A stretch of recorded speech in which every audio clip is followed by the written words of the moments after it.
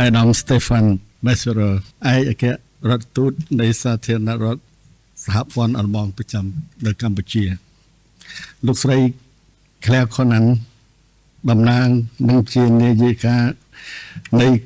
កម្មវិធីស្បៀងអាហារពិភពលោកប្រចាំប្រទេសកម្ពុជាគណៈអធិបតីជាទីគោរពអាដាមលោកជំទាវលោកស្រីអនលោកអូនប្អូនយុវជន UNRI ជាទីគោរពថ្ងៃនេះក្នុងនាមក្រុមប្រឹក្សាស្ដារអភិវឌ្ឍវិស័យកសិកម្មនិងជនបទខ្ញុំមានកិត្តិយសនិងសេចក្តីរីករាយដែលបានចូលរួមជាមួយនឹងអាដាមលោកជំទាវលោកស្រីនិងភ្ញៀវកិត្តិយសទាំងអស់ក្នុងពិធីសម្ពោធដាក់ឲ្យប្រើប្រាស់ជាផ្លូវការនៃយុទ្ធសាស្ត្រជាតិស្ដីពីសន្តិសុខស្បៀងនិងអាហារូបត្ថម្ភលើកទី3ឆ្នាំ2024-2028ខ្ញុំសូមយកឱកាសនេះដើម្បីថ្លែងអំណរគុណយ៉ាងជ្រាលជ្រៅជូនចំពោះអាដាមលោកជំទាវលោកស្រីបងប្អូននិស្សិតដែលបានឆ្លៀតពេលដ៏មមាញឹកអញ្ជើញចូលរួមក្នុងពិធីសម្ពោធដាក់ឲ្យប្រើប្រាស់នៅយុទ្ធសាស្ត្រជាតិនេះដែលយ៉ាងឲ្យពិធីនេះប្រព្រឹត្តទៅប្រកបដោយភាពអធិកអធមជាមួយគ្នានេះដែរខ្ញុំសូមសម្ដែងនៃការកោតសរសើរនិងវាយតម្លៃខ្ពស់ចំពោះថ្នាក់ដឹកនាំតំណាងក្រសួងស្ថាប័នពាក់ព័ន្ធរដ្ឋបាលថ្នាក់ក្រោមជាតិឋានទូតសាធារណរដ្ឋអាល្លឺម៉ង់ទីភ្នាក់ងារអង្គការសហប្រជាជាតិនានាដែលរួមមានអង្គការ FAO UNICEF WFP WHO អង្គការអន្តរជាតិនានារួមមានអង្គការ GIZ AKI NI IIRR World Fish World Vision Plan International ដែលបានសហការជាមួយក្រុមប្រឹក្សាស្ដារអភិវឌ្ឍវិស័យកសិកម្មនិងជនបទក្នុងការរៀបចំឲ្យបានជាយុទ្ធសាស្ត្រជាតិស្ដីពីសន្តិសុខស្បៀងនិងអាហារូបត្ថម្ភលើកទី3សម្រាប់ឆ្នាំ2024-2028នេះ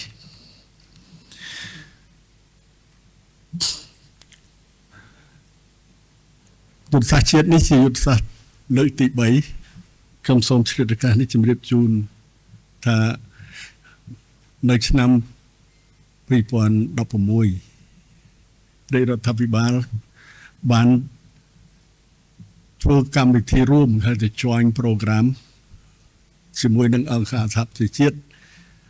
ដើម្បីលុបបំបាត់ការអត់ឃ្លាននៅកម្ពុជាដែលស្របទៅនឹងគោលដៅទី2នៃគោលដៅអភិវឌ្ឍប្រកបដោយចីរភាព2016-2030ផ្អែកលើ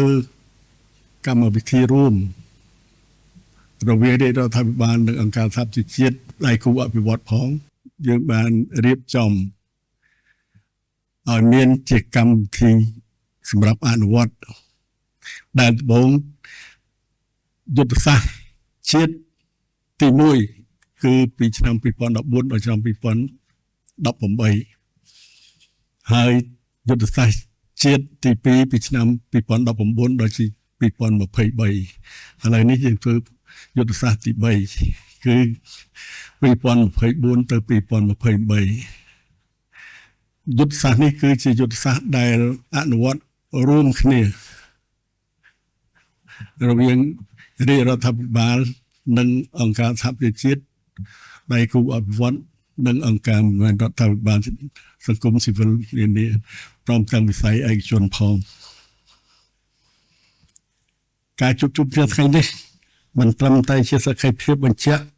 នៅការចូលរួមអបអរសាទរការប្រកាសឲ្យប្រើយុទ្ធសាស្ត្រជាតិស្ដីពីសន្តិសុខស្បៀងនិងអាហារូបត្ថម្ភលើកទី3ប៉ុណ្ណោះទេតែជាការលើកទឹកចិត្តដល់ក្រុមប្រឹក្សាស្ដារអភិវឌ្ឍវិស័យកសិកម្មនិងជនបទបន្តបំពេញតួនាទីភារកិច្ចនិងបេសកកម្មរបស់ខ្លួនក្នុងការដឹកនាំសម្របសម្រួល ការងារស្បៀងអាហារនិង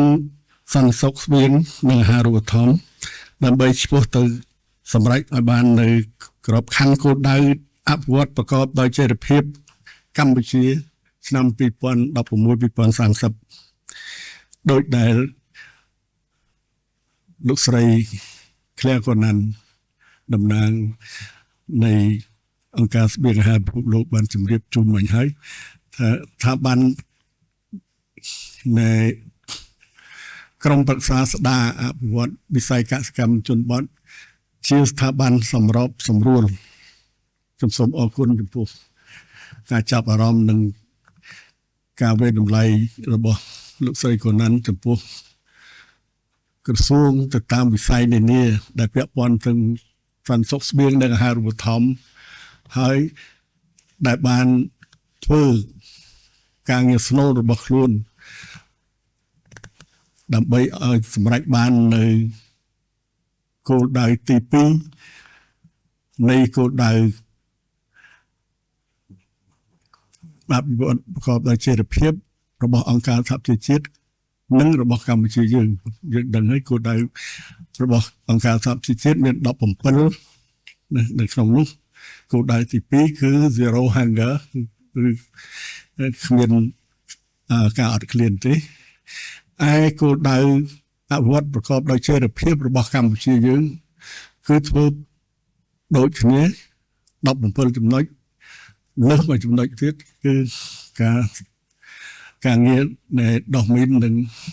យុទ្ធភ័ណ្ឌមិនទាន់ផ្ទុះគឺផ្ទុះតែមានការចូលរួមពីជនបទធ្វើតែមានការចូលរួមពីដៃគូពិសេសគឺពីតំណាងអង្គការសហប្រជាជាតិដែលនៅទីនេះមានតំណាងអង្គការសហប្រជាជាតិប្រចាំកម្ពុជានិងភ្នាក់ងារទាំង4ទាំង5ដែលខ្ញុំជម្រាបមិញមាន UNICEF មាន FAO មាន World Food Program មាន World Health Organization ជាដើមហើយនឹងស្ថាប័នជាដៃគូអភិវឌ្ឍមានសកម្មជាងគេគឺឋានទូតអាល្លឺម៉ង់រដ្ឋាភិបាលនៃសាធារណរដ្ឋសហព័ន្ធអាល្លឺម៉ង់ឋានទូតអាល្លឺម៉ង់តាមរយៈអង្គការ GIZ ហើយនឹងឋានទូតផ្ទាល់ដែលលោកបានចូលរួមក្នុងការងាររបស់ក្រសួងពាក់ព័ន្ធផងហើយការងាររបស់ក្រមប្រឹក្សាស្ដារនិងអភិវឌ្ឍវិស័យកសិកម្មនិងជនបទនេះផងឈរលើស្មារតីនេះរាជរដ្ឋាភិបាលកម្ពុជាក្រោមការដឹកនាំប្រកបដោយគតិបណ្ឌិតនិងស្វាហាប់របស់សម្ដេចមហាបវរធិបតីហ៊ុនម៉ាណែតនាយករដ្ឋមន្ត្រីនៃប្រជាណាចក្រកម្ពុជាបានដាក់ចេញនូវយុទ្ធសាស្ត្របញ្ចកោណដំណាក់កាលទី1គឺដើម្បីកំណើនការងារសមត្ថភាពប្រសិទ្ធភាពនិងចីរភាពដោយបន្តយកមនុស្សជាអធិភាពចម្បងក្នុងនោះបញ្ចកោណទី1ផ្ដោតសំខាន់ទៅលើការអភិវឌ្ឍធនធានមនុស្សដែលគិតគូរទៅលើការលើកកម្ពស់សុខភាពនិងសុខុមាលភាពប្រជាជននិងការពង្រឹងប្រព័ន្ធសង្គមសង្គមប្រព័ន្ធស្បៀងផ្ដល់នូវសន្តិសុខស្បៀងនិងអាហារូបត្ថម្ភសម្រាប់ប្រជាជនគ្រប់រូបចំណែកបញ្ចកោណទី4ស្ដីពីការអភិវឌ្ឍប្រកបដោយភាពធន់ចីរភាពនិងបរិយាបន្ន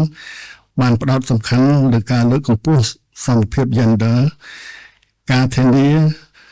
នូវចីរភាពនៃបរិស្ថានការគ្រប់គ្រងធនធានធម្មជាតិនិងការអភិវឌ្ឍកសិកម្មនិងជនបទសម្ដៅពង្រឹងបន្ថែមទូនាទីនិងការអភិវឌ្ឍ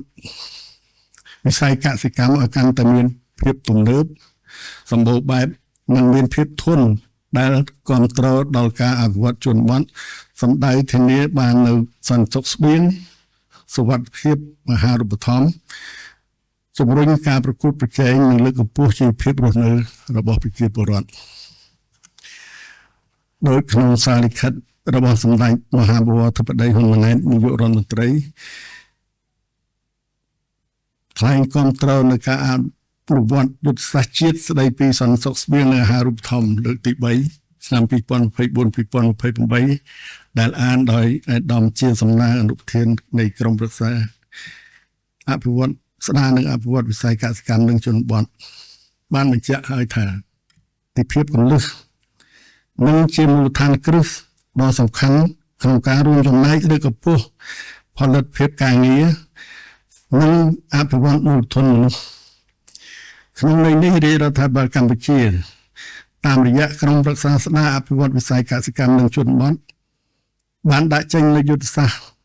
ជាតិស្ដីពីសន្តិសុខស្បៀងនិងអាហារូបត្ថម្ភលើកទី3ឆ្នាំ2024-2028ដែលមានចក្ខុវិស័យធ្វើឲ្យប្រជាជនកម្ពុជាគ្រប់រូបទទួលបាននូវអាហារូបត្ថម្ភគ្រប់គ្រាន់ប្រកបដោយសុវត្ថិភាពនិងការពារពីបញ្ហាអាហារូបត្ថម្ភគ្រប់ទម្រង់តាមរយៈការពង្រឹងប្រព័ន្ធស្បៀងឲ្យកាន់តែមានភាពធន់ចីរភាពបរិយាបន្ននិងសមធម៌ដើម្បីឲ្យប្រជាពលរដ្ឋទូទៅទទួលបានអាហារូបត្ថម្ភល្អនិងសុខភាពល្អបញ្ហាអាហារូបត្ថម្ភមាន2សំខាន់តែបានសរុបទៅមាន4ផងគឺអង់គ្លេសយើងហៅថា malnutrition ឬបើប្រែថាបញ្ហាអាហារូបត្ថម្ភមាន undernutrition គឺខ្វះអាហារូបត្ថម្ភហើយនឹង overnutrition គឺអាហារូបត្ថម្ភលើសហើយមានមួយទៀតគឺខ្វះនេះ nutrient ខ្វះសារធាតុចិញ្ចឹមសារធាតុចិញ្ចឹមមាន2មាន macro nutrient ហើយនិង micro nutrient micro nutrient បានទៅដល់វីតាមីនផ្សេងៗខ្ញុំនិយាយសាមញ្ញចេះចុះហើយ macro nutrient គឺបានទៅដល់ protein បានទៅដល់ជាតិសាច់ជាតិបន្លែអីទាំងអស់នេះដូច្នេះខ្វះធំគឺលើសនឹងខ្វះតែនៅក្នុងការលើសខ្វះនេះគឺខ្វះណា protein ដែលជា macro nutrient ណាហើយនឹងខ្វះវីតាមីននានាដែលជា micro nutrient នេះជារួមហើយនៅកន្លងមកជាយន្តការនៃការអនុវត្តគឺអង្គការសហប្រជាជាតិចាត់តាំងយន្តការច្រើនណាស់សម្រាប់អនុវត្តដោយឡែកទៅលើការលុបបំបាត់គ្រោះអត់ឃ្លានឲ្យមិនទៅដល់ zero hunger នៅឆ្នាំ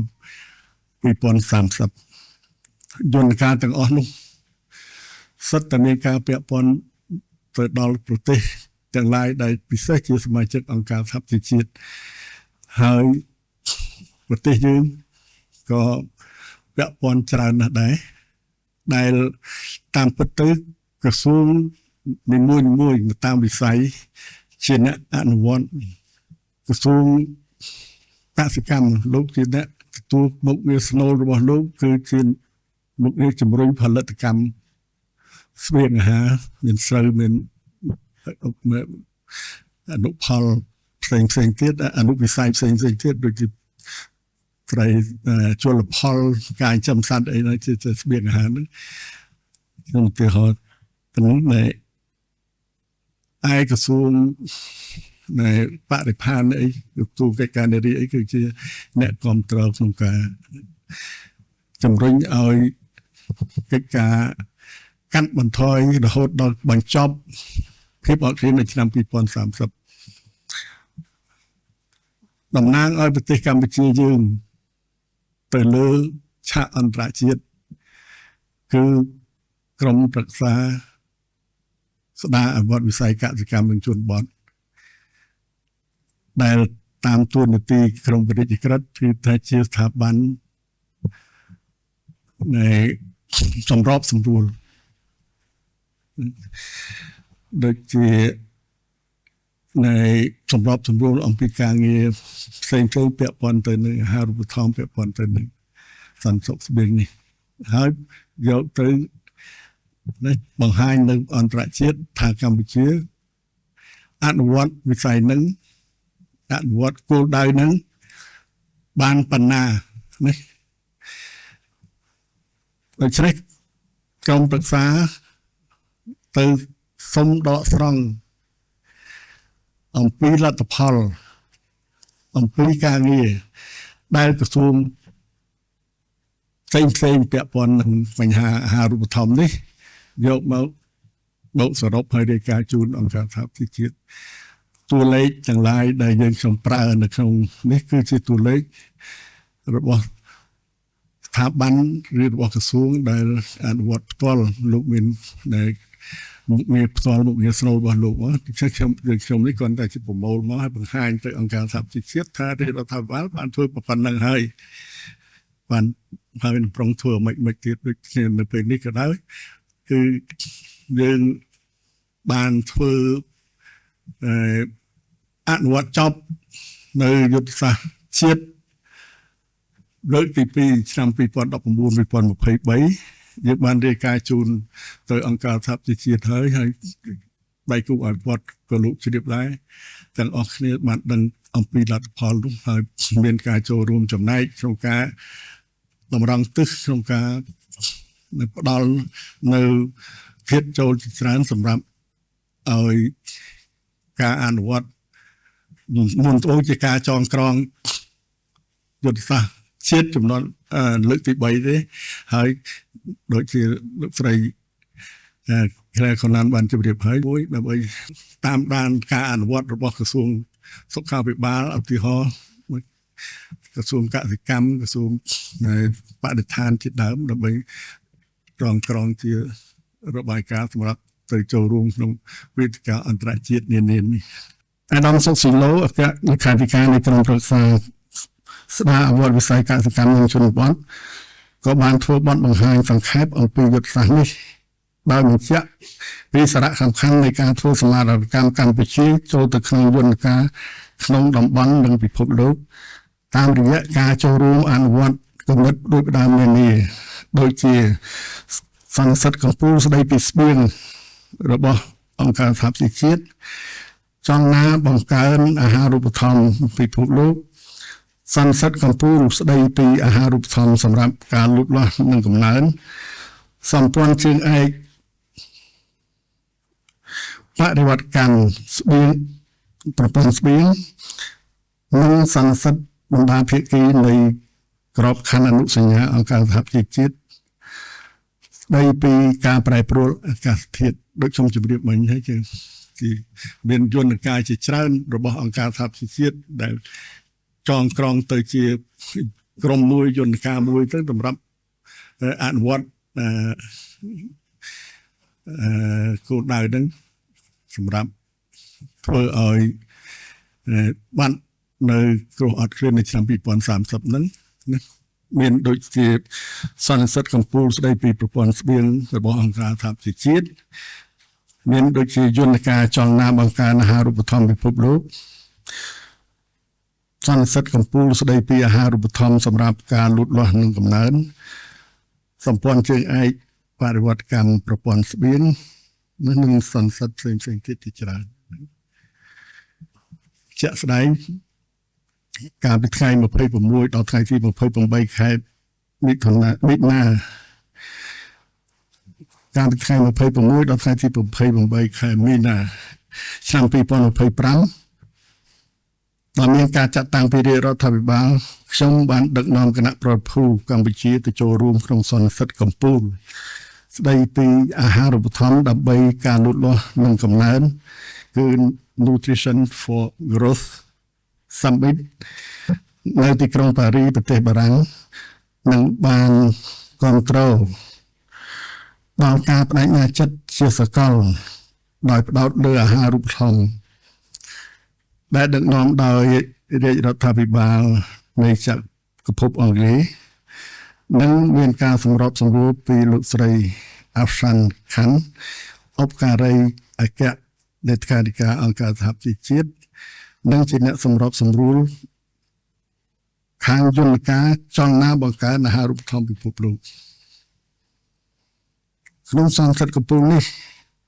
បានបញ្ជាក់ជាថ្មីអំពីការបដិញ្ញាចិត្តនៅក្នុងក្របខ័ណ្ឌកណន័យភាពអាហារូបត្ថម្ភ ដែលក្នុងនោះកម្ពុជាមានការបដិញ្ញាចិត្តចំនួន10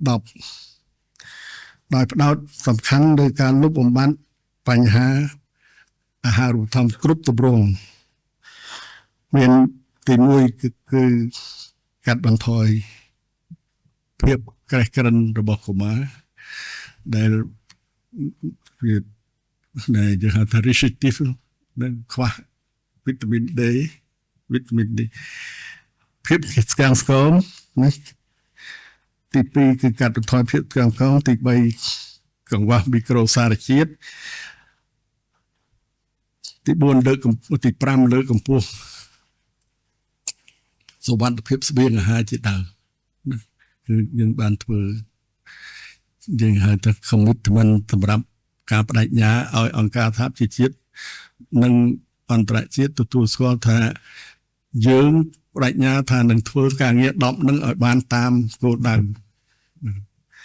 ហើយនៅក្នុងនោះគោលដៅសំខាន់ដែលយើងដកស្រង់យកទៅធ្វើ commitment ហ្នឹងគឺនៅក្នុងយុទ្ធអតិភិបរួមដែល join priority 5មិញដែលលោកអាដាមសុកស៊ីឡូលើកមកនិយាយហ្នឹងពីរឿងនេះយើងមានចែងនៅក្នុង NS3 របស់យើងហើយនៅក្នុងយុទ្ធសាស្ត្រជាតិទី3របស់យើងហើយយើងគ្រាន់តែទៅជម្រាបគេថាយើងនឹងបដិញ្ញាថានឹងធ្វើណា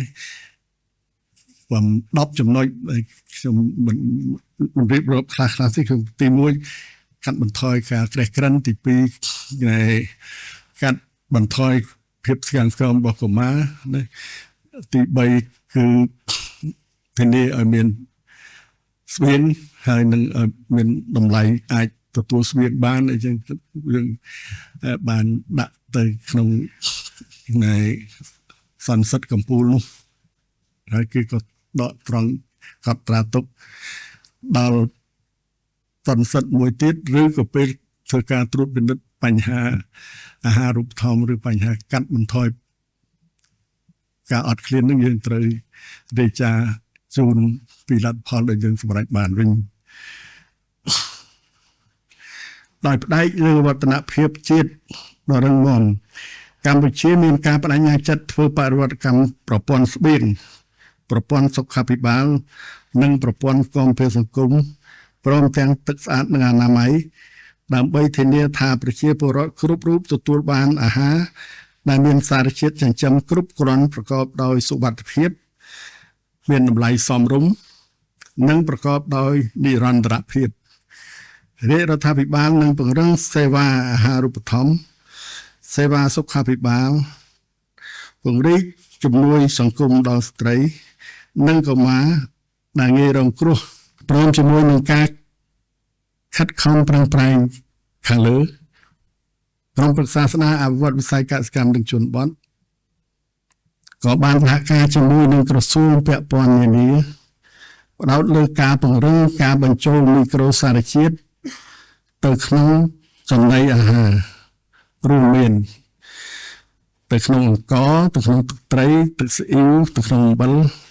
និងការលើកកម្ពស់សុវត្ថិភាពចំណីអាហារយើងធ្វើនេះជា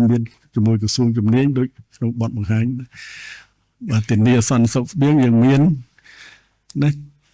ផលិតកម្មស្បៀងគ្រប់គ្រាន់ហើយបើនិយាយពីរឿងអង្ករសល់ផលអាចនាំចេញទៅផងក៏ប៉ុន្តែទោះជាយ៉ាងនេះក៏ដោយរាជរដ្ឋាភិបាលមានណានៃសន្តិសុខស្បៀងមាននេះស្បៀងហៅថាក្រុមហ៊ុនស្បៀងនៅប្រជុំពាណិជ្ជកម្មបាទមានមួយនេះក៏មានបំរុងទៀតដែរហើយជាមួយនឹងក្រសួងផែនការយើងបានយកចិត្តទុកដាក់ធ្វើការបញ្ចូលឲ្យមានអំបិលជាតិយ៉ូតឲ្យមានប្រូតេអ៊ីននៅក្នុងទឹកត្រីអីណាការងារនេះយើងធ្វើហាក់ដូចជាវាមិនមែនចេញទៅជាការងារជំនាញតែម្ដងទេតែជាការងារ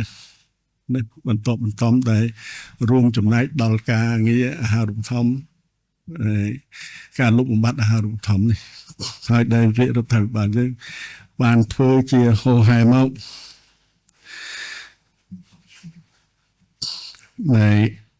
ឥឡូវនេះយើងបានទទួលការទទួលស្គាល់និងលើកទឹកចិត្តជាច្រើនពីអង្គការអន្តរជាតិពីអង្គការសហជាតិផ្ទាល់ពីជាពិសេសពីស្ថានទូតអាល្លឺម៉ង់ដែលសាធារណរដ្ឋអាល្លឺម៉ង់គឺក៏បានយកចិត្តទុកដាក់ណាស់ដែរហើយ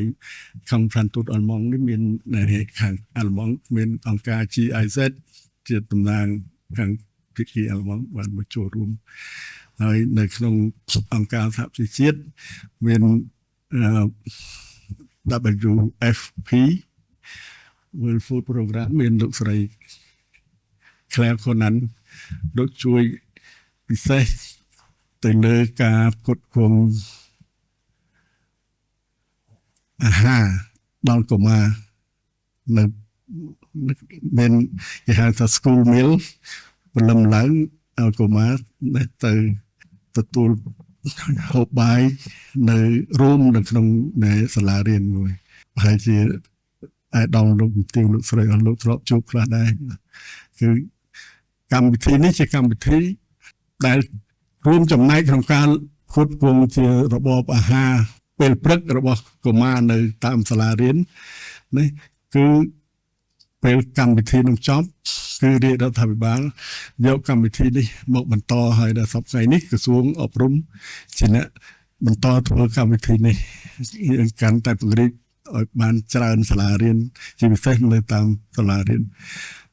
ដែលនៅក្នុងទីជនបទដោយយកផលិតផលជាដំណាំជានៃ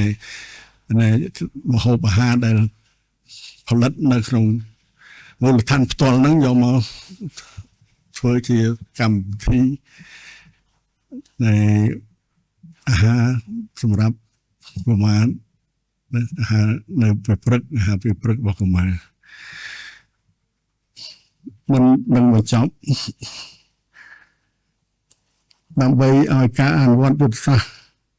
ជាតិស្ដីពីសន្តិសុខស្បៀងនិងអាហារូបត្ថម្ភលើកទី3ឆ្នាំ2024-2028មានប្រសិទ្ធភាពនិងប្រសិទ្ធផលខ្ពស់សូមជូននៅអនុសាសន៍មួយចំនួនដូចខាងក្រោមនេះទី1គឺអគ្គលេខាធិការឋានក្រមប្រឹក្សាស្ដារអភិវឌ្ឍវិស័យកសិកម្មនិងជនបទត្រូវបន្តសហការជាមួយក្រសួងស្ថាប័ននិងអង្គការដៃគូអភិវឌ្ឍធ្វើការចុះផ្សព្វផ្សាយយុទ្ធសាស្ត្រជាតិស្ដីពីសន្តិសុខស្បៀងនិងអាហារូបត្ថម្ភលើកទី3ឆ្នាំ2024-2028ទៅក្រសួងពាក់ព័ន្ធដល់រដ្ឋបាលថ្នាក់ក្រោមជាតិដើម្បីបង្កើនការយល់ដឹងនិងចូលរួមក្នុងការអនុវត្តយុទ្ធសាស្ត្រនេះឲ្យបានទូលំទូលាយសូមជម្រាបថានៅក្នុងនេះក្រុមប្រឹក្សាស្ដារអភិវឌ្ឍវិស័យកសិកម្មនិងជនបទគឺជាក្រុមប្រឹក្សានៅក្នុងក្រុមប្រឹក្សារចនាសម្ព័ន្ធចាត់តាំងមានប្រធានអនុប្រធានហើយនឹងមានសមាជិកដូច្នេះសមាជិកគឺភាគច្រើនជាតំណាងជាថ្នាក់ដឹកនាំតំណាងក្រសួងមួយដូច្នេះហើយនេះគឺក្រសួងមួយដែលជាសមាជិករបស់ក្រុមប្រឹក្សានឹងជួយឧបត្ថម្ភក្នុងការយកទៅអនុវត្តដូចមិញនេះខ្ញុំជម្រាបឲ្យថាគ្រាន់តែជួយជំរុញការអនុវត្តហើយជួយក្តាប់អំពីតាមដាននៃការអនុវត្តនឹងតើបានដល់ណាហើយនឹងជួយផ្ដល់យោបល់ឲ្យយើងខ្ញុំនេះវិញផងនេះខ្ញុំប្រហែលជានឹងមានយន្តការធ្វើ M&E ខ្លះទៀតដើម្បីយើងងាយស្រួលក្នុងការទទួលបាននៅព័ត៌មាននេះទៅវិញទៅមកទី2គឺអគ្គលេខាធិការក្រមប្រឹក្សាស្ដារអភិវឌ្ឍវិស័យកសិកម្មនិងជនបទរាយការណ៍ពីវឌ្ឍនភាពនៃការអនុវត្តយុទ្ធសាស្ត្រនេះជូនរាជរដ្ឋាភិបាលនៅក្នុងក្រុមប្រឹក្សាផ្ទាល់យើងមានយន្តការមួយសម្រាប់អនុវត្តហើយយន្តការនោះគឺយើងហៅថាក្រុមការងារបច្ចេកទេស Technical Working Group នៅក្នុងចំណុះឲ្យក្រុមប្រឹក្សានេះហើយខ្ញុំសូមឲ្យ technical working group នឹងប្រជុំឲ្យបានទៀងទាត់តាមគោលការណ៍កំណត់របស់ខ្លួនតែប៉ុណ្្នឹងទេដើម្បីតាមដានត្រួតពិនិត្យមើលការអនុវត្តទី3អគ្គលេខាធិការកងប្រឹក្សាស្ដារអភិវឌ្ឍវិស័យកសិកម្មនិងជនបទត្រូវបន្តសហការជាមួយភាគីពាក់ព័ន្ធនិងគេក៏រកជំនួយដើម្បីកសាងឯកសារកិត្តិយសនានាឆ្លើយតបទៅនឹងការអនុវត្តយុទ្ធសាស្ត្រជាតិស្ដីពីសន្តិសុខស្បៀងនិងអាហារូបត្ថម្ភលើកទី3នេះទី4សូមបណ្ដាក្រសួងស្ថាប័នអង្គការដៃគូអភិវឌ្ឍអ្នកស្រាវជ្រាវសង្គមស៊ីវិលនិងវិស័យឯកជនមេត្តាបន្តចូលរួមគ្រប់គ្រងទាំងបច្ចេកទេសទាំងថវិកាដល់ក្រុមប្រឹក្សាស្ដារនិងអភិវឌ្ឍវិស័យកសិកម្មនិងជនបទដើម្បីអនុវត្តយុទ្ធសាស្ត្រលើកទី3នេះឲ្យទទួលបានជោគជ័យជាទីបញ្ចប់ក្នុងការបញ្ចូលឆ្នាំថ្មីប្រពៃណីជាខ្មែរដែលនឹងឈានមកដល់ក្នុងពេលខាងមុខនេះខ្ញុំសូមប្រសិទ្ធពរជូនអាយដាមលោកជំទាវលោកស្រីបងប្អូននិស្សិតទាំងអស់សូមទទួលបាននៅពុទ្ធពរទាំង4ប្រការគឺអាយុវណ្ណៈសុខៈពលៈកុំបីឃ្លីឃ្លាតឡើយ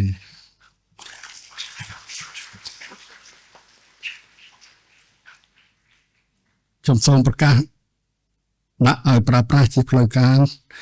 នៅយុទ្ធសាស្ត្រជាតិស្ដីពីសន្តិសុខស្បៀងនិងអាហារូបត្ថម្ភលើកទី3សម្រាប់ឆ្នាំ2024-2023កាលពីពេលនេះតទៅខ្ញុំសូមអរគុណ